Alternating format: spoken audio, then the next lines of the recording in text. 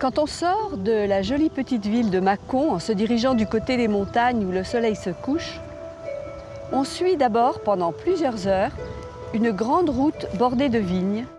Le poète et homme politique Alphonse de Lamartine a été profondément marqué par les paysages de sa région. Des paysages qui changent selon la météo et évoluent au gré des saisons. Il en a parlé en de très beaux termes, à la fois dans des poésies et dans des textes en prose. Voilà. Et il a énormément décrit, et quand on décrit, on dit des sensations, on dit des impressions, on se rappelle des souvenirs, et ça c'est foisonnant. Son œuvre, non politique, en dehors de ses discours politiques, foisonne de belles descriptions sensibles comme ceci, qui bien sûr évoquent le climat, parce que sous un autre climat, on n'aurait pas vu la même chose, il n'aurait pas dit la même chose. Guy Fossat est un écrivain spécialiste et amoureux de Lamartine. Avec son co-auteur Elisabeth Leguet, il nous accompagne sur le vallon décrit par le poète, le vallon qui faisait face à son château. Le vallon. Tes jours, sombres et courts comme les jours d'automne, déclinent comme l'ombre au penchant des coteaux. Mais la nature est là qui t'invite et qui t'aime. Plonge-toi dans son sein, qu'elle t'ouvre toujours quand tout change pour toi. La nature est la même. Et le même soleil se lève sur tes jours. Toute l'œuvre de Lamartine est fondée sur ses observations des paysages de cette région.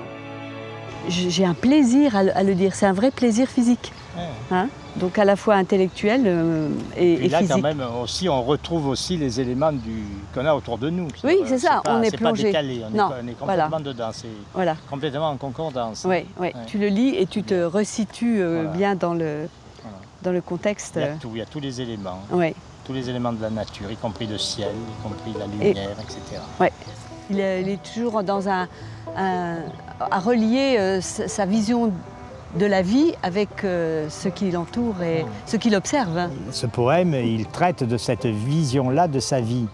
Mais il faut savoir que par ailleurs, Lamartine a été un homme politique fortement engagé pendant plus de 20 ans.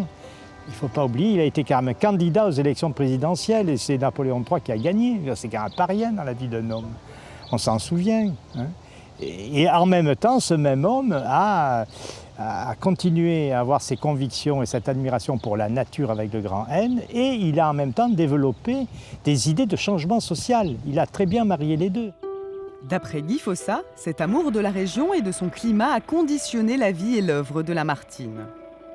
Le fait que le climat soit tempéré, soit supportable, sans grands excès, je pense que c'est un élément explicatif d'équilibre. Moi, c'est comme ça que je l'interprète, son amour pour ce pays. Le ciel est doux, la terre sourit. Le passant dit « J'aimerais à vivre là ». Et il s'attriste sans savoir pourquoi, en laissant derrière lui ce gracieux et lumineux pays.